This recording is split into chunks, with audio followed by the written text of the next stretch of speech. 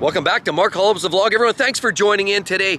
Hey, sorry we missed last week, but there's been a lot of stuff brewing, and so I want to talk today about a few special things we have in order. Now, firstly, at the end of the video, if you stick around, I want to show you, actually right now, the person that's holding my camera is new to the channel, and they're going to be a future fixture in the channel. Now, we're going to be talking through this video, and you're going to hear the voice, but at the very end, if you stick around, I'm going to introduce the new member to Mark Hollop's The Vlog. And as well, on top of that, today we're going to be talking about the market prices for some of these supercars. You guys know that I've been working on maybe getting a new exotic. Since I sold my Lamborghini Gallardo, I'm going to be looking at some new things. Obviously, right here, we have the Mercedes C300. This is my wife's car. You saw a while back, if you've been watching the vlog, I bought this car for her a while back. And, you know, we've been using it a lot. We used it through the winter. We used it now into summertime. We're getting a pretty good feel for it. But there's some things that I'm not in love with. And so the question is, do we keep it or do we dump it? Now, with the current automotive market, the way it is today, it begs the question, there might be validity in possibly selling another car. So before we talk about what the market is doing right now in the supercar world, let's talk about some of the things that I like and dislike about this Mercedes C300. Let's take a closer look. What do you think? Do you like the vehicle now that we've had this for over a year? Yeah, I do. I don't know. What is it you don't like? I think it would look better if it were maybe a sedan. A sedan? You don't like this coupes? I don't know. I don't mind the coupe. I just feel as though it would look better as a sedan. The coupe is nice, but with four doors, I feel like it would look cleaner. Well, the sedan is more conventional, right? Yeah. Yeah, right. Let's take a look. So first of all, I want to talk about a few things that I like about this thing. Personally, I like the coupe. I like the looks of it. I think it has that stretched look. It definitely looks a little sportier. You know, if you like this conventional look, obviously the sedan is the way to go with the C300, but I actually like it. Now here, so looking at this car, obviously, let's do a quick walk around. What I like about it is the overall stance of the front end of this car. Obviously, a softened dumbed down version of the C63S, so I love the looks of it. Now, when you crank the wheels like this, that is the best poser view, right? Look right over there too. Obviously, when you get this angle in this shot, that's the poser angle. So if you're ever posting your car for pictures, this is what I find the best angle, is you get this front quarter down low and you get that perspective and you get that wheel, gives it a bit of a wider angle. So anyway, I love the looks of this car. I love the front grille. That's something that stands out for me.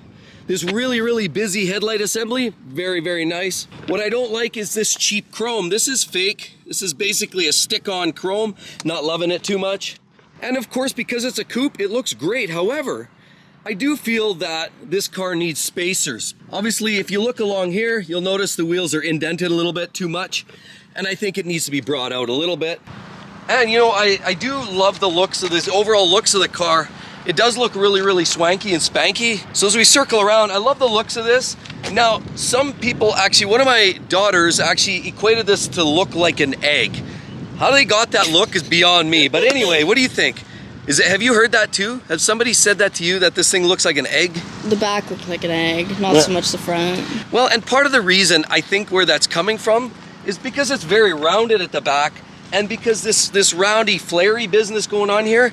But I really do believe if you build that wheel out and you put a wing on here, I think the egg syndrome goes away. So that's one thing that maybe I can't disagree with. I think the car looks really sharp, but that's something that's kind of got a softened rear end on it. And the C63S somehow does away with that and makes everything look just right. But unfortunately, that's one thing I'm not in love with. So let's take a look here, another thing. I just realized this today. Just today, we've been driving this car for a year and a half. Some people say, oh yeah, check the owner's manual. Yeah, we either we didn't or we just neglected to. I don't know, whatever. It wasn't priority. But I didn't know this thing had a heated steering wheel up until today. We couldn't find it. We looked for conventional buttons. I mean, most cars have a flick, a rocker or a switch or a button on the dashboard. Like, if you're looking around here, wouldn't you think that there should be a button or something, maybe here? I mean, we got backup cameras. We got nothing on the steering wheel. Most cars have it on the steering wheel somewhere, but there's no heated steering wheel buttons anywhere to be found on the dash, on the center, or anywhere. So I thought, okay, well, it's a C300, maybe it doesn't have all the options. We thought maybe it's kind of done without, because, you know, depending on how the original owner buys them and equips them, it may not have spec'd that way. But it wasn't until today that I found out right here. So here's the heated steering wheel. Now it's tucked behind all this noise. Look at all these knobs and buttons. And this is one thing I'm not in love with. I'll be honest, the C300 probably has the worst controls and some of the worst ergonomics that I've experienced in a car, in a luxury car today. I'm not used to it. There's times I get driving out of a car wash, because I don't drive the car every day. My wife usually drives it. And what I find sometimes, the shift lever over here, you'll throw it in drive and off you go. And then I'm driving and I got water on the windshield and I'll accidentally think about hitting this button to toggle the wipers. But in actuality, I end up throwing it into reverse or drive or into reverse by accident, when in fact I'm actually going for the wipers, which are on this side. It's counterintuitive. I know my Jag, the wipers are on this side, so it feels a little bit off. So when I get in here and without looking at the dials and knobs and buttons, I end up actually hitting this into reverse sometimes when I'm going for the quick wiper, but it's actually over here. And that's a little confusing. Not only that, if you look down here, I'm gonna show you that heated steering wheel. Okay, now as you can see, it shows a symbol. I didn't see it before because usually the steering wheel sits like this. So my visibility is like this and I can't even see it. So it wasn't until the steering wheel was turned that it exposed this knobby. So, but look, take a close look up here. So you see it says 0 and 1. This is how I found it, and there's your steering wheel. But look, hey, there's a little red light on there. Well, how could I see that red light from sitting here? How could I possibly see it's on the end of the little stalk here? So to be honest, terrible design, didn't even know it was there. And of course, with the red light, how can I confirm it without sticking my head over like that? It's just kind of awkward. So some of the ergonomics I'm not in love with in this car. I do like the interior quality overall is pretty good. The solidity is good, but I'll show you another thing. Being it's a coupe, I find these doors a little bit sloppy. Like close that up. It's a bit clunky. When I get out of the Jag, bang, it's like a vault. I've driven 911s, boom, they're a vault. My Lamborghini, pretty solid, a little clunky too, but certainly more solid than this. This feels a little clunky on the coupe. The sedans are a little better, the doors are shorter and it feels a little more solid. But I would say in coupe form, the car doesn't feel as bolted together. What do you think? Have you noticed that too? Yeah, just doesn't sound like it's fully closing sometimes, so. It kind of feels like a 1977 Ford Thunderbird two-door with the 351 Cleveland, right? Yeah, it doesn't sound right. Flip it open, you almost feel like the door is dropping 1.5 inches when it's open. So anyway, just an observation. It doesn't actually drop.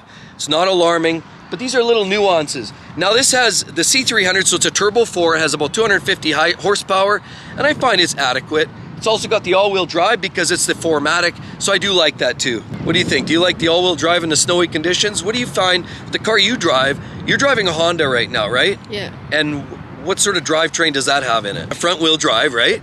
And it's got like 10, 20 horsepower. It's really not enough to knock anybody's socks off, but it's front-wheel drive. How do you find it does in the wintertime? I don't think it's that too bad in the wintertime. Sometimes it's a little hard with braking and everything, but other than that, honestly, I don't think it's too bad.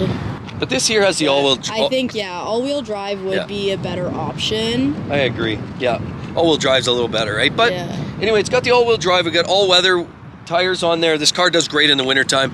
So yay, kudos to Mercedes on the 4MATIC system. It works great. Don't know if it's better than the X-Drive systems in the BMW. Probably not better than the Audi Quattro all-wheel drive system or the Subaru systems. But, it does a great job. And Mercedes, hey, kudos to them. But anyway, overall, we're loving the car. But that begs the question to the next part of the conversation is, do we sell it? Because what we paid for this car, it's a 2018. We bought it with like 25,000 kilometers. And it shows well, right? Yeah. What do you think, the condition of the car overall? You think it looks good? I think the car looks good itself. It's in good condition. It drives nicely, like when you're driving it just down the road or on the highway. Yeah. But it does drive nicely. Yeah. Would you keep this or would you maybe sell it if you could make a profit? I think if I could make a profit, I probably would sell it. What would you buy if we sold this for your mother? What would you think would be a great car for your mother if we sold this? If we had to replace it, what do you think would be a good replacement car? Any ideas? Do you have anything? Like maybe she likes all-wheel drive. Obviously, it's got to work daily for winter, summer. but she likes sporty vehicles. We've thought maybe sell the M5, replace that with maybe a Porsche Boxster or something. But she does need something with all-wheel drive. What do you think? Like, I think, honestly, if she was looking for something looks-wise, then an Audi, but I guess also with reliability, I don't think that might be the perfect idea. no, I know, and you know what? After, it's funny, oddly enough, and this isn't like a special jab or something, but we drove this, we owned it for first couple weeks, and right away my wife noticed a distinct difference. She likes BMW, the way they drive better. The car feels tighter, the doors close tighter, the handling is more precise, and honestly, my wife's words, almost verbatim, is that she likes the BMW drive better, at least in the C-Class right here. Now, of course, you can go any number of ways with any kind of Mercedes E-Class, E63S, you can go C63S, you can go a lot of different cars, but she liked the way the BMW drives better. I do know that she mentioned that. So before we go for a quick drive and talk about today's marketplace in the automotive industry, let's do a quick montage on the Mercedes C300.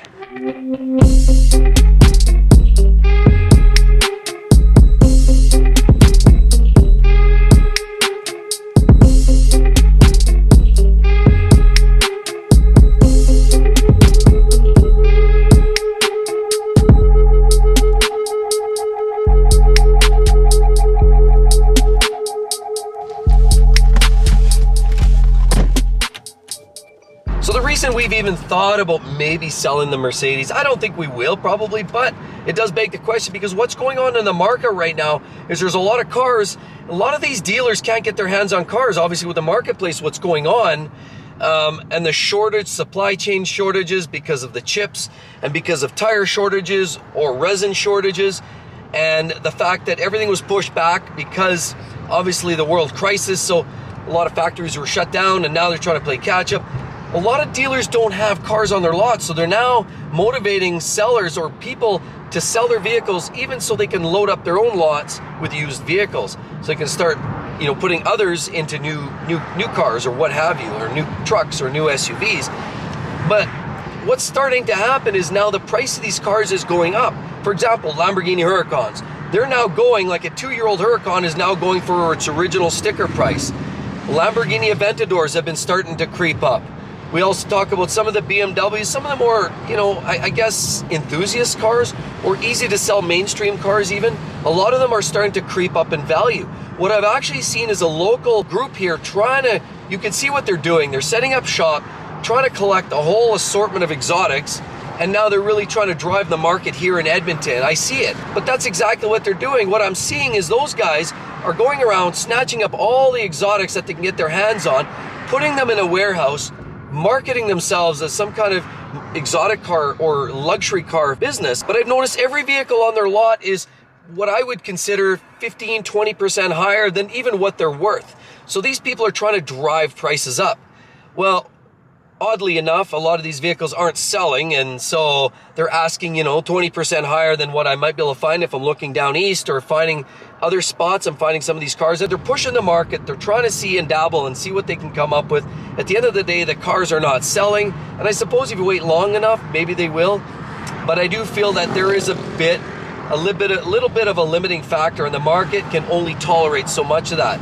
So some of these groups that are really trying to milk the system and get what they can out of it, I think, unfortunately, they're going to be surprised. Now, there are some cars selling, and I'm seeing some of that. So the cars the exotics that I'm finding that are selling more quickly are clean, low-mile cars, typically under 200 grand. As soon as you hit that 250 plus, buyers are a lot more particular, and I'm seeing that. I'm seeing a lot of the cars sitting in the market for a lot longer, just because they're in that price range, and they're a lot dicier to basically let go. And a lot of people are really careful and cautious about spending $750,000 or $500,000 on a supercar when it's a luxury item. You don't really need it, so people are cautious. And that's what's happening as well with the rest of the industry. Mercedes-Benz, the Beamers, the Audis, any cars that have decent miles that are really easy to sell because they've got the right features, again, mileage, maintenance records, they've got all of that, the pluses going for them with very little negatives. Those cars are selling, and they're selling quickly, and a lot of them are selling for almost what they sold new, or sometimes even more. Even the new cars now, a lot of dealers are selling them for within 5% of MSRP or even more than that. more than sticker price in a lot of cases. So the marketplace is going higher. And that begs the question, do we sell it? You'll get in and maybe sell the car for more than we bought it for. Well, but that just puts us in a pickle, because then we're stuck trying to buy something else at the higher rates. I do believe this is a bubble, and I do believe this has got to end at some point.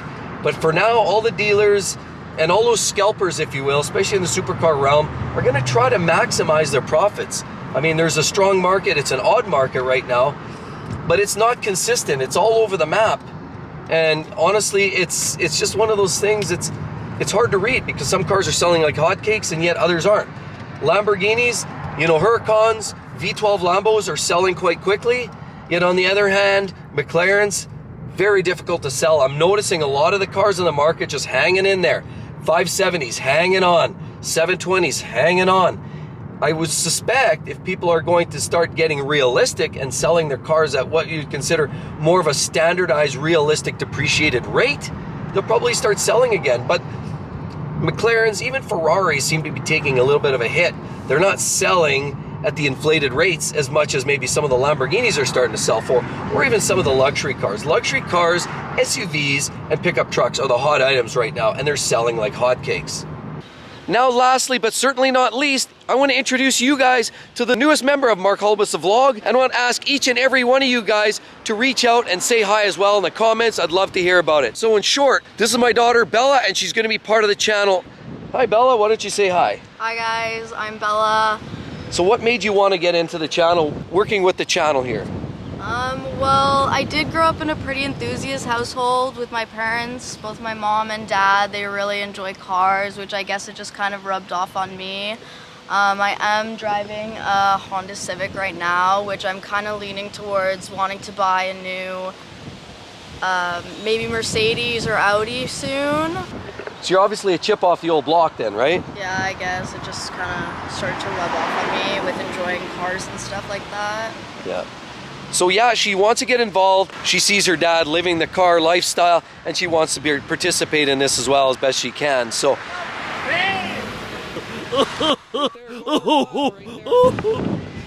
So anyway, but with all of that said, everybody, again, be sure to drop a line. Bella's really happy to be part of it. You're going to see her, hear her a lot more in future videos, and I hope to see you guys soon. Be sure to smash that subscribe button, and I hope to see you guys on the next one. Catch you soon. Bye-bye.